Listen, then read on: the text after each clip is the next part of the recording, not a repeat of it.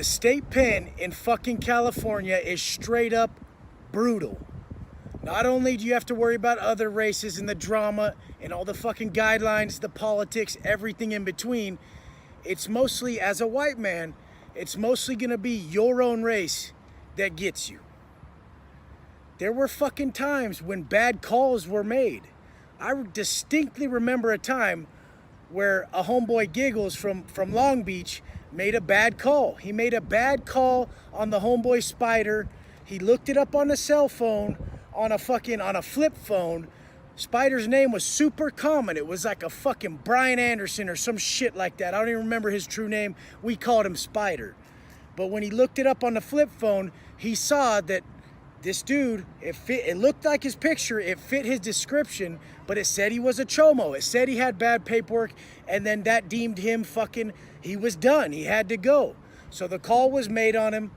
The hitters came. They had their tomahawks. They met him in the Sally Port. They sliced his face up crazy fucking good, and it was a wrap for him. Now Spider was sitting in the fucking back, and he sends back word to Little John, the homeboy from SGV, and he goes, "What the fuck, man? Nah, I'm good. Like, this is bullshit. What the fuck's that fool making bad calls on me for?" Later, we all found out that he didn't match the birth date up. The birth date was messed up, so he made a poor call and fucking had somebody whacked. Later, that fool got his shit handed to him 10 fucking fold. And this is why it's so fucking grimy to put your life in these motherfuckers' hands. You need to just stay out and not put your life and lose this fucking ever fucking escalating lottery that happens every day in the pen. This shit is fucking straight up savage. There's another time that I can recount. A BCG fucking member, one of my homeboys, he's still in the fucking back right now fighting a case. I remember when I was in the back and he told me, hey Wes, there's no fucking deal. And I'm signing to him from the windows. He's like, they ain't offering me a deal. They ain't telling me nothing. They say it's a wrap. So what happened was, we found out there was a fucking piece of shit on the yard. The dude was an older cat. He'd been down a while. He slipped through the cracks. So then the homeboy from BCG raised his hand on it. He was ready to fucking ride. He made one essential flaw. He didn't want to fuck his new shoes up.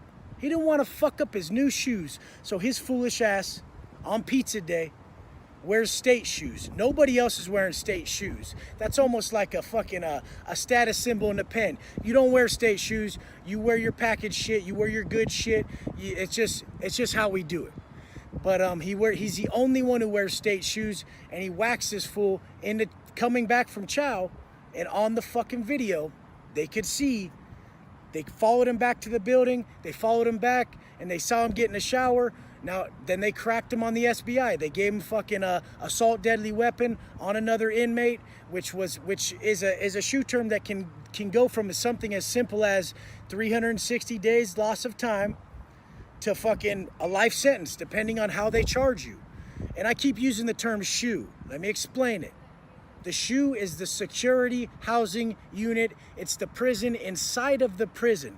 If you go to jail when you're busted, you go to the SHU. It means you fucked up and it's time for you to fucking go sit down for a minute. I know some crazy motherfuckers who like it. They don't even like coming to the line. The second they hit the line, they raise their hand, they go right back. I've been in that position. When I did my 14-month SHU, I came back to the line and I was just off the charts. I thought everybody was doing weird ass shit. I was tripping on them. I didn't like their get downs. And I was kind of sharking on everybody. And they were just like, Wes, chill out. Like, you're a good dude. We know you are, but take a little off that shit. That's a phrase we use. Just take a little off that, man. It just means just chill the fuck out. And I've been in that position many times where I would let it get to my head and I would start pumping up shit that didn't need to be pumped up. And I'm glad I made it out alive, because my attitude at that point was what was failing me. When we have an improper mindset, especially in a negative situation like that, we're straight fucked and we're fucking ourselves. We're signing our own fucking horrible existence. But these are just 2 times out of plenty. I mean, I have seen it happen 50 fucking times, 70 fucking times, where a white dude had to go fucking ride on his people, and it's more common than it's fucking uncommon. I mean, it happens every fucking day, basically. From something as simple as a DP where you get disciplined. DP means you're getting disciplined. For white people, a normal DP is 23 seconds where two people fuck your ass up, and then you're good. It was just a simple DP for a simple problem.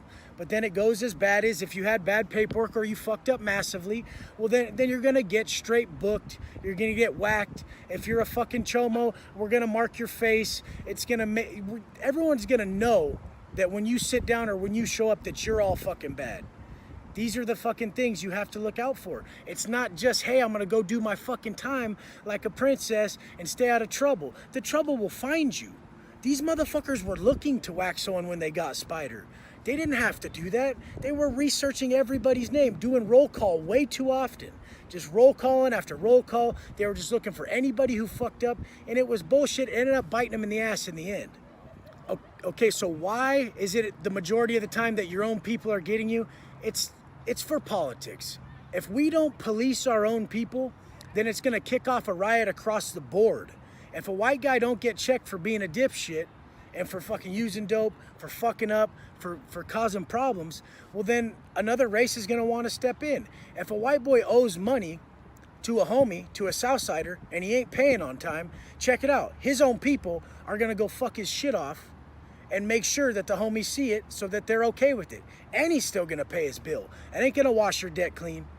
A lot of fucking all 90% of these problems, except the chomo problems, except the bad paperwork, 90% of these problems come from the dope. The dope is the biggest problem. If you have a problem with drugs and you go into the pen, you're setting yourself up for the worst fucking trip ever. So over my fucking time, I have seen at least 500 white boys lock it up. I mean, they would come in, they would start a little drug debt, and it would just come out of control. By the time they were done, they would owe $700 for staying up for a few fucking nights, and then they would have to just go out backwards. It was the biggest bullshit I ever seen. So this is one of the biggest reasons why I just turned my back on all drugs and all that fucking bullshit. It was just sickening to me. I hated watching it. I hated the weakness. I hated seeing what it did to my people. And these motherfuckers, like, a lot of them would lose their mind at nighttime, and then they would lock it up. They would be in the back. When I say the back, that's the shoe. When you lock it up, they send you there. So these fools would be in the shoe, and they would come to finally, and they'd be like, oh, fuck, I fucked up. They didn't even realize they were just losing their mind and shit.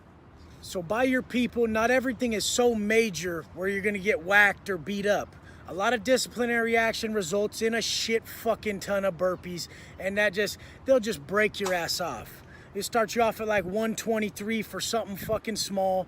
If you end up missing an unlock, or you don't make it to yard or something, you're gonna break you off something like 123 or something. You do something as big as on some yards dropping a kite you're supposed to fucking bring, or fucking dropping the ball on anything you're carrying or anything like that. You get broke off with something like 523, where you're gonna end up doing 500 burpees for your people. I've seen people get broke off thousands, you know.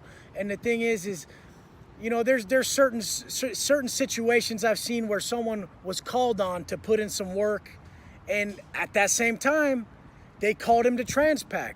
Now he's getting transferred to a different facility. So he's like, fuck, man.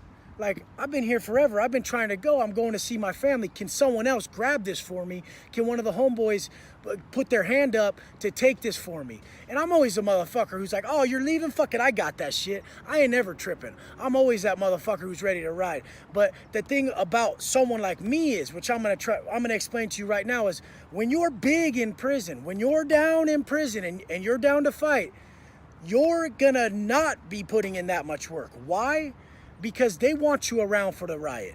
They want you around for when it kicks off. Would you rather have me around, or would you rather have Joe Dope Fiend, okay? So the dope fiends, the fucking fools who are fucking straight liabilities, the weaker fools, they're putting in the work. It's typical battle rules. It's fucking war rules. And the thing is, you want your strongest soldiers with you. The weakest ones, the weakest links, they're expendable. This is our group as a whole, so we don't give a fuck. We're not worried about you, him, or the other guy.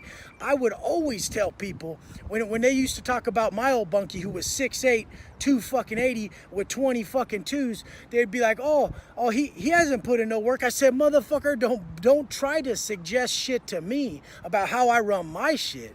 I'm like, do you think I want him around me or your fucking ass? You're up next. You're up to bat. Let's go. Get your shit.